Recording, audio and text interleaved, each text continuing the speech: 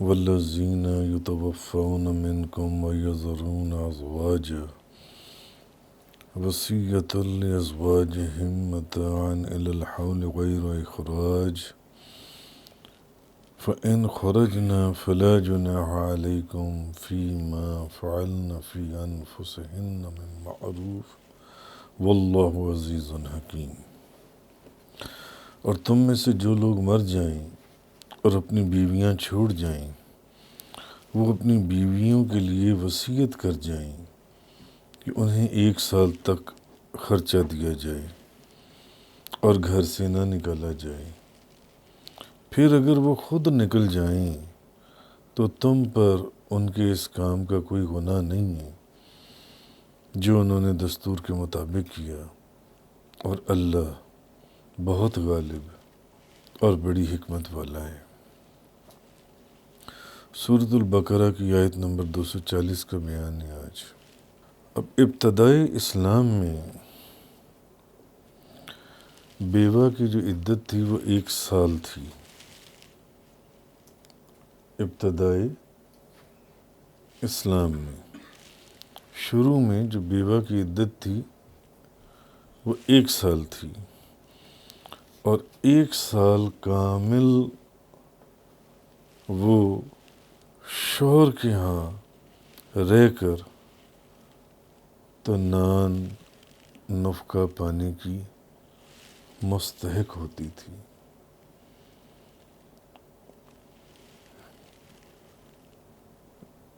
جو لوگ مر جاتے، فوت ہو جاتے، ان کی عورتیں جو تھیں ان کی عدت بیوہ کی 1 سال تھی، مگر بعد میں یہ جو عدت کا حکم 1 سال کا تھا وہ آیہ کریمہ منسوخ کر دی گئی، منسوخ ہو گئی، جس کے بعد بیوہ کی جو عدت ہے وہ 4 مہینے اور 10 دن مقرر ہوئی کہ نہیں اب بیوہ کی جو عدت ہے، لیکن ابتدائی اسلام کے اندر، اسلام کی شروعات میں بیوہ کی جو عدت کی مدت تھی وہ 1 سال تھی، لیکن بعد میں پھر اس کو کتنا کر دیا گیا؟ 4 مہینے 10 دن۔ بیوہ کی عدت 4 مہینے 10 دن مقرر فرمائی گئی، یعنی عدت کی مدت ختم ہونے کے بعد اگر وہ اپنے سابقہ خامت کی گھر میں نہ رہنا چاہیں تو پھر انہیں مجبور نہ کیا جائے۔ دوسری بات یہ کہ جب عدت کی مدت پوری ہو جائے، اب اگر وہ اپنے اس خامت کے گھر میں نہیں رہنا چاہتی پہلے تو اس کو نہ روکا جائے، بشرطے کہ وہ کوئی ایسا قدم نہ اٹھائے جو شریعت کی کسی قانون کی خلاف ہو، یا کوئی اخلاق سے گری ہوئی وہ عورت کوئی ایسی حرکت نہ کرے جس سے ان کی ناموس جو ہے وہ داغدار ہو، یا وہ عورت کوئی ایسی حرکت کر بیٹھے کہ جس کی وجہ سے اس کا جو فوت شدہ خامند ہے اس کی بدنامی ہو یا اس کی رسوائی ہو، اس کی وجہ سے کوئی ایسی حرکت نہ کی جائے جو ان سے ہے۔ اس لیے اللہ پاک نے فرمایا میں معروف، اور اپنے معاملے میں مناسب طور پر، مناسب طریقے سے، جی، یعنی وہ عورت اگر کوئی ایسا قدم نہیں اٹھاتی ماں سوائے اس کے کہ جس سے جس گھر میں وہ رہ رہی ہے ان لوگوں کو معاشرے میں کسی کو شکل دکھانے کے قابل نہ رہیں، یا ان کی رسوائی کا، ان کی بدنامی کا باعث بن جائے، تو یا اس کے خامد کی عزت اور ناموس پر کوئی داغ لگ جائے جو ان سے، ایسی صورت میں جو ان سے تو کہ وہ ان کی بدنامی یا رسوائی کا باعث بنے، اس کا فرمایا ورنہ وہ اگر پہلے سابقہ جو خاوند ہے اس کے گھر میں اگر بعد میں نہ رہنا چاہے تو اس کی مرضی ہے، اسے مجبور نہیں کیا جائے گا۔ لیکن اس آیت میں جو اصل چیز ہے وہ یہ بتائی گئی ہے کہ پہلے ابتدائی اسلام کے اندر بیوہ کی جو مدت عدت تھی وہ 4 مہینے 10 دن نہیں تھی، بلکہ کتنی تھی؟ 1 سال تھی، جو بعد میں اس آیت کو منسوخ کر کے تو 4 مہینے 10 دن کر دی گئی۔ اس کے بعد سے بیوہ کی مدت جن سی ہے 4 مہینے 10 دن ہو گئی۔ ایک حدیث پاک میں بھی حضرت امام مالک روایت کرتے ہیں، حضرت کعب بن عجرہ بیان کرتی ہیں کہ حضرت فاریہ بنت مالک بن سنان جو حضرت ابو سعید خدری رضی اللہ تعالی عنہ کی بہن تھیں، وہ روایت کرتی ہیں کہ وہ ایک دن نبی کریم صلی اللہ علیہ وسلم کے پاس گئیں اور آپ سے نبی پاک صلی اللہ علیہ وسلم کی بارگاہ میں انہوں نے یہ سوال کیا کہ وہ بنو حضرہ میں کیا وہ اپنے خاندان میں جا سکتی ہیں، کیونکہ ان کے شوہر ان کے چند غلام دوڑ گئے تھے، بھاگ گئے تھے، تو وہ اپنے غلاموں کو جب ڈھونڈنے کے لیے گئے تو جب راستے میں ان کو ایک جگہ پر انہوں نے پا لیا تو ان غلاموں نے جو ہے ان کے شوہر کو قتل کر دیا۔ تو وہ کہتی ہیں کہ انہوں نے نبی پاک صلی اللہ علیہ وسلم سے یہ سوال پوچھا کہ آیا میں بنو حضرہ اپنے میکے میں جا سکتی ہوں اگر آپ اجازت دے دیں، تاکہ وہاں عدت وفات گزاروں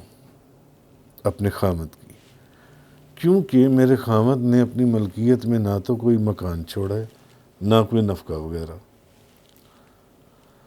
تو وہ کہتی ہیں کہ رسول کریم صلی اللہ علیہ وسلم نے مجھے فرمایا ہاں تم جا سکتے۔ اب وہ کہتی ہیں کہ جب میں واپس ہوئی، ابھی کچھ دور گئی تھی تو نبی کریم صلی اللہ علیہ وسلم نے مجھے آواز دی، یا شاید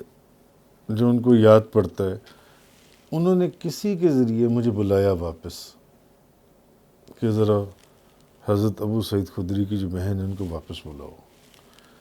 تو میں پھر واپس نبی کریم صلی اللہ علیہ وسلم کی بارگاہ میں حاضر ہوئی تو آپ نے پوچھا تم کیا کہہ رہی تھی؟ تو میں نے اپنے خامد کی وفات کا سارا قصہ دوبارہ حضور کو بتایا کہ یا رسول اللہ وہ اپنے غلاموں کو جو بھاگ گئے تھے ان کو لینے کے لیے گئے تھے، مگر ان کے غلاموں نے انہی کو قتل کر دیا۔ تو میں آپ سے عدت کے متعلق پوچھ رہی تھی۔ تو آپ نے فرمایا کہ نہیں، یعنی تم نہیں جا سکتی، تم اپنے گھر میں ہی ٹھہری رہو، اپنے گھر میں رہو یہاں تک کہ تمہاری عدت پوری ہو جائے۔ اور وہ فرماتی ہیں کہ میں نے پھر جو عدت گزاری وہ تھی 4 مہینے 10 دن۔ کتنی عدت تھی؟ 4 مہینے 10 دن۔ تو جب حضرت عثمان بن عفان رضی اللہ تعالیٰ عنہ کا دور خلافت تھا تو انہوں نے پھر مجھ سے سوال کیا تو میں نے ان سے یہ حدیث بیان کی تو انہوں نے اس حدیث کی پیروی کی اور اسی حدیث کے مطابق انہوں نے فیصلہ فرمایا۔ تو پہلے جو عدت تھی ابتدائی اسلام میں، عدت وفات جو ہے وہ کتنی تھی؟ 1 سال، جو بعد میں 4 مہینے اور 10 دن رہ گئی۔ وَلِلْمُطَلَّقَاتِ مَتَاعٌ بِالْمَعْرُوفِ حَقًّا عَلَى الْمُتَّقِينَ كَذَلِكَ يُبَيِّنُ اللَّهُ لَكُمْ آيَاتِهِ لَعَلَّكُمْ تَعْقِلُونَ۔ اور جن عورتوں کو طلاق دی جائے ان کے لیے دستور کے مطابق متاع بالمعروف، متاع حقاً علی المتقین، اور یہ اللہ سے ڈرنے والوں پر واجب ہے۔ کذالک یبین اللہ لکم آیاتہ لعلکم تعقلون۔ اسی طرح اللہ تمہارے لیے اپنی آیات کو بیان فرماتا ہے تاکہ تم سمجھو۔ تو شریعت نے جس عورت کو طلاق دی جائے اس کے لیے عدت مقرر کی ہے، اس کی حکمت بھی یہی ہے،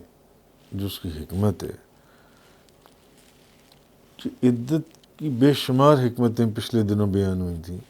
جس میں سے جو ایک سب سے بڑی مین جو حکمت اس میں اللہ تعالیٰ نے رکھی ہے وہ یہ ہے کہ یہ پتہ چل جائے کہ وہ عورت حاملہ ہے یا نہیں ہے، یہ پتہ چل جائے کہ وہ عورت حاملہ ہے یا نہیں ہے۔ تو اس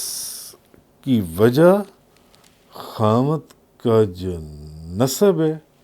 اس کی حفاظت ہے، اس کی حفاظت ملحوظ خاطر ہے۔ گویا عورت بھی اگر آپ غور کریں تو عدت کے لیے جو روکی گئی ہے وہ اس کے طلاق کے بعد بھی اور مرنے کے بعد بھی اسی کے حقوق کی حفاظت یا نگہداشت کے لیے روکی گئی ہے، اسی کے حقوق کی حفاظت کے لیے۔ مثلاً جیسے یہی جو میں نے بتایا کہ پتہ چل جائے کہ وہ حاملہ ہے یا نہیں ہے۔ اسی وجہ سے دوران عدت اس کے جو اخراجات کی ذمہ داری ہے